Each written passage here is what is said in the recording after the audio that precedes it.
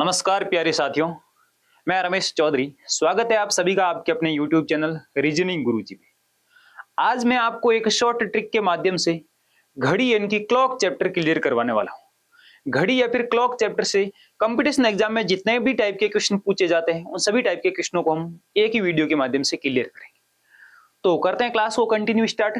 एक घड़ी से रिलेटेड हमसे हमेशा जो भी क्वेश्चन पूछे जाते हैं वो एक दीवार घड़ी के आधार पे क्वेश्चन पूछे जाते हैं, यानी कि जिसमें 12 घंटे वाला समय हो, इस आधार पे हमें क्वेश्चन पूछे जाते हैं। तो देखिए पहला क्वेश्चन है, इस टाइप का एक क्वेश्चन हमें पूछा जा सकता है कि घड़ी की दोनों सुइयां एक दिन में अधिकतम कितनी बार समकोण पर होगी। पहली बात, समकोण का मतलब होता है 90 डिग्री। यदि एक घड़ी की सुई में एक सुई यहां पे है और दूसरी सुई ठीक यहां पे है, इस कंडीशन में बनता है समकोण यानी कि 90 डिग्री का कोण। इस प्रकार एक दिन का हमें पूछा है। एक दिन का मतलब हमेशा होता है, हमें एक दिन का मतलब हमेशा मानना है हमें 24 घंटे। एक दिन का मतलब कितने घंटे? 24 घंटे। एक घंटे में समकोण की स्थिति हमेशा 2 बार बनती है। कितनी बार बनती है? 2 बार। एक घंटे में 2 बार, तो 24 घंटे में कितनी बार बनेगी सर? 24 घंटे में 48 बार बननी चाहिए, जबकि 48 बार ना बन के 44 बार ही बनेगी। कितनी बार बनेगी? 44 बार। इसलिए हम क्या लिखेंगे? हम लिखेंगे कि एक दिन में घड़ी में सुइयों की स्थिति समकोण कितनी बार बनेगी, तो हम बताएंगे 44 बार।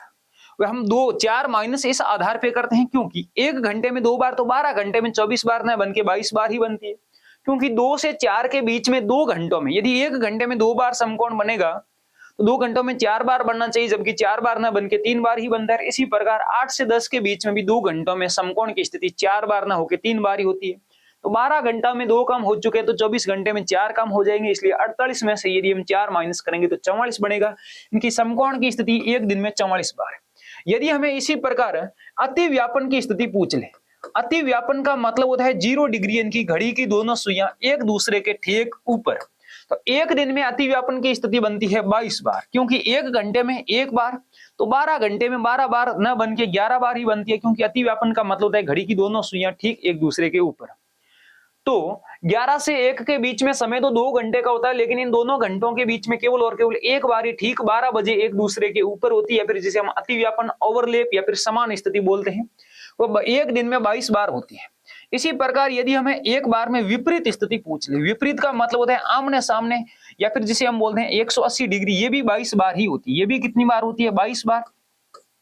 एक घंटे में एक बार होती है, जबकि 12 घंटे में 12 बार ना होकर 11 बार ही होती है, क्योंकि 5 से 7 के बीच में 2 घंटे का समय है। इस 2 घंटे के समय के दौरान ठीक 6 बजे ही घड़ी की दोनों सुइयां आमने सामने होती है, इससे पहले नहीं हो सकती। इसलिए यदि हमें अति व्यापन पूछे तो एक दिन में 22 बार, विपरीत पूछे तो भी 22 बार, जबकि समकोण पूछे तो हम क्या बताएंगे? समकोण पूछे तो हम बताएंगे 44 बार, यानी कि ए ऑप्शन सही है। अगला क्वेश्चन देखिए, 5:35 पर घड़ी की दोनों सुइयों के बीच कोण। कुछ भी समय देके यदि हमें कोण पूछे तो इसका हमें एक ट्रिक ध्यान रखना है, एक फॉर्मूला क्या है?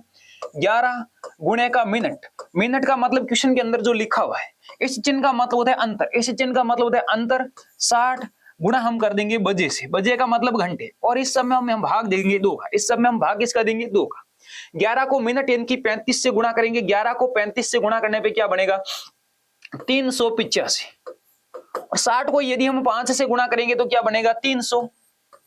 इसमें हम भाग देंगे 2 का, अंतर करके, तो 85। शेषफल के रूप में क्या बचेगा? 85। 85 में हमें 2 का भाग देने की आवश्यकता है। 85 में जैसे हम 2 का भाग देंगे, भाग जाएगा 42.5 बार, क्योंकि 42 गुणे का 2 84 होता है, तो 42.5 डिग्री। यानी कि यहाँ पे यदि घड़ी में 5:35 का समय है तो घड़ी की दोनों सुइयों के बीच में कोण बनेगा 42.5 डिग्री, यानी कि यहाँ से हमारा सी ऑप्शन एकदम सही बनेगा। घड़ी की दोनों सुइयों के बीच में हमेशा 2 कोण बनते हैं और दोनों कोणों का योग हमेशा 360 डिग्री होता है। यदि एक कोण 42.5 डिग्री हो चुका है, हमें यदि दूसरा कोण पूछे, यदि हमसे सेकंड कोण पूछ ले, तो हम क्या करेंगे?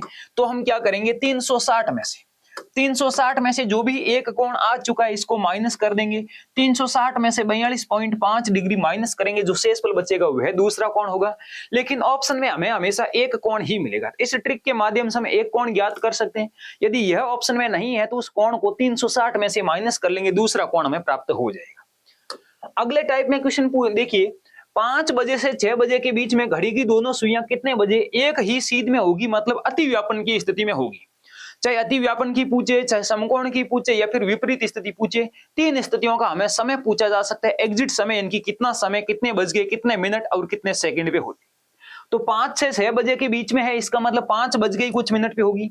इसके लिए हमारा एक ट्रिक है कि 60/11 और गुणा हमें करना है मिनट के अंक से। गुणा हमें किससे करना है? मिनट का अंक। अब ये मिनट का अंक क्या होता है? मिनट का अंक जैसे 5 से 6 बजे के बीच में है, तो 5 से 6 बजे, 5 से लेके हमें 0 डिग्री आगे बढ़ना है। 0 डिग्री जब भी अतिव्यापन की स्थिति हो, 0 डिग्री या फिर समान स्थिति हो, तो मिनट के अंक के स्थान पे जो समय पहले दिया हुआ यही लेना है। यदि यहां से 5 से 6 के बीच में 90 डिग्री का कोण होता है, तो 1 घंटे के अंतराल में 90 डिग्री का कोण यानी कि समकोण 2 बार बनता है। तो या तो हम 3 अंक आगे का लेते मिनट का अंक, या 3 अंक पीछे का लेते। यदि 180 डिग्री यानी कि विपरीत स्थिति पूछे तो हम 6 अंक आगे का ले लेते, क्योंकि 1 अंक के बीच में मिनट की सुई हमेशा 30 डिग्री का कोण बनाती है, तो 2 अंक में 60 डिग्री, फिर 90 डिग्री, इस प्रकार हम आगे बढ़ते हैं। तो यहाँ पे यदि 0 डिग्री या फिर अतिव्यापन की स्थिति पूछे तो मिनट का अंक हमेशा हमें यही लेना है जो समय में पहले लिखा हुआ है। तो 60 का तो 60 ही रखेंगे, गुणा मिनट का अंक हम 5 कर देंगे, इसमें हम भाग दे देंगे 11 का। 60 को 5 से गुणा करेंगे 300, हमें 300 में 11 का भाग देने की आवश्यकता है। अब देखिए भाग आराम से देना। 300 में यदि हम 11 का भाग देंगे, 30 में 11 का भाग कितनी बार जाएगा? 2 बार। शेषफल के रूप में क्या बचेगा? 8। 8 के आगे 0 लिखेंगे, 80 हो जाएगा। 80 में 11 का भाग, 11 गुणे का 7, 77। शेषफल के रूप में क्या बचेगा? शेषफल के रूप में 3 बचेगा और भाग हम दे रहे हैं 11 का। इनकी हमारा सही मिनट यही बनेगा, 5:27 सही 3/11 मिनट, यानी कि 27 तो मिनट है और 3/11 सेकंड है। 3/27 सही 3/11 मिनट, यानी कि 5:27 सही 3/11 मिनट, यानी कि ए ऑप्शन हमारा एकदम सही होगा। ये एकदम एग्जिट समय होगा। हम कोण के आधार पे कुछ भी ज्ञात कर सकते हैं। अधिकतम एग्जामों में 3 ही कोण पूछा जाता है, अतिव्यापन यानी 0 डिग्री, सॉरी 180 डिग्री और समकोण। समकोण है तो हमें दोनों साइड याद करना है, या तो 3 अंक पीछे। यदि यहाँ पे समकोण होता तो 5 - 3 2, यानी कि मिनट का अंक 2 लेते, या 5 + का 3 8 लेते। ठीक है, अगले टाइप के क्वेश्चन में देखिए। अब देखिए कोण के आधार पे 2 ही क्वेश्चन पूछा जाता है। एक क्वेश्चन पूछा जा सकता है जल में देखने पर घड़ी का समय, या फिर घड़ी का हमें जल में देखने पे समय क्या दिखाई देगा। तो घड़ी में, चाहे जल में, घड़ी में देख के समय जल में पूछे, या फिर जल में देख के हमें सही घड़ी का समय पूछे, दोनों कंडीशन हमें क्या करना है? जल वाली स्थिति जब भी बनती है हमें 17:90 में से माइनस करना है। किसमें से? 17:90 में से माइनस कर देना जो भी समय दिया हो। समय दिया हुआ यहाँ पे 9 बज के क्या दिया हुआ है? 15 मिनट। ये आगे वाला मिनट है और ये घंटा है, ये मिनट है। देखिए 45, 90 में से 15 माइनस करेंगे, शेषफल के रूप में क्या बचेगा? 5 और 7 यानी कि 75 तो मिनट, और 17 में से 9 माइनस करेंगे, शेषफल के रूप में बचेगा 8, यानी कि 8:75 मिनट। लेकिन 8:75 मिनट कभी होते नहीं है, इसलिए इस 75 मिनट का मतलब क्या होता है? 75 मिनट का मतलब होता है 1 घंटा और 15 मिनट। 1 घंटा वे 15 मिनट, 75 मिनट का मतलब ये होता है। 1 घंटा हम 8 में 1 प्लस कर लेंगे, यानी कि 9, और मिनट 15 का 15 ही रहेगा। तो इसका सही समय क्या होगा? 9:15 मिनट। यदि जल में देखने पर 9:15 है तो वापस जल में हमें 9:15 ही दिखाई देगा। क्या दिखाई देगा? 9:15 ही दिखाई देगा, इनकी समय चेंज होगा ही नहीं।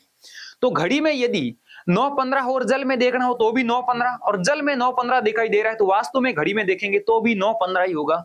जो भी समय दिया हुआ हो उसमें से हमें 17:90 में से जो भी समय दिया उसको माइनस करना है। यदि जल में देख के या फिर घड़ी में देख के जल में समय पूछे, इनकी क्वेश्चन के अंदर जल लिखा हो तो। अगला क्वेश्चन देखिए, हिमांशी की घड़ी में 4:54 हो रहे हैं, यदि इसी लंबवत दर्पण में। अब देखिए इस बार हमें दर्पण प्रतिबिंब बताना है, यानी कि दर्पण में देख के समय बताना है। या तो दर्पण में देख के हमें सही समय बताना है, या फिर घड़ी में देख के हमें दर्पण का समय बताना है।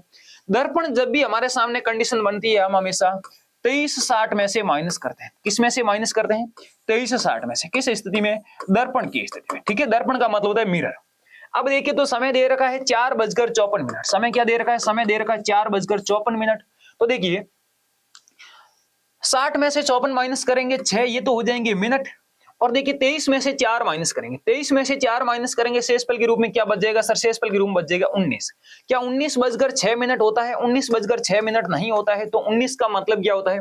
12 - 19। जब भी समय 12 से अधिक हो तो उसमें से हमें 12 माइनस करना है, उसमें से हमें 12 माइनस करना है। 19 - 12 करेंगे, शेषफल के रूप में 7 बचेगा, यानी कि इस समय का मतलब क्या होगा? इसका मतलब हो जाएगा 7:06। इसका मतलब क्या हो जाएगा? इसका मतलब हो जाएगा 7:06, यानी कि 19:06 का मतलब होता है 7:06। यदि घड़ी में 4:54 का समय है तो दर्पण में देखने पे समय हमें क्या दिखाई देगा? 7:06, यानी कि यहां से हमारा ए ऑप्शन एकदम से सही बनेगा। तो इस घड़ी यानी कि क्लॉक चैप्टर से रिलेटेड कंपटीशन एग्जाम हमें इतने ही टाइप के क्वेश्चन पूछे जाते हैं। 4 टाइप के क्वेश्चन बनते हैं, या तो हमें सीधा सीधा समकोण या फिर उसकी स्थिति पूछेगा अतिव्यापन या फिर विपरीत की, या फिर समय देके कोण पूछेगा, या फिर कोण देके समय पूछेगा, या फिर दर्पण प्रतिबिंब और जल प्रतिबिंब। उम्मीद करता हूं कि पूरी क्लास आप सबको बहुत अच्छे से समझ में आई होगी। यदि क्लास आपको अच्छी लगी है तो अपने दोस्तों तक शेयर जरूर करें, साथ ही साथ चैनल को सब्सक्राइब करें तथा कुछ आपको बात समझ में नहीं आई है तो कमेंट बॉक्स में जरूर टाइप करें ताकि हमें भी पता चले कि आपको कौन सी बात अच्छे से समझ में नहीं आ रही।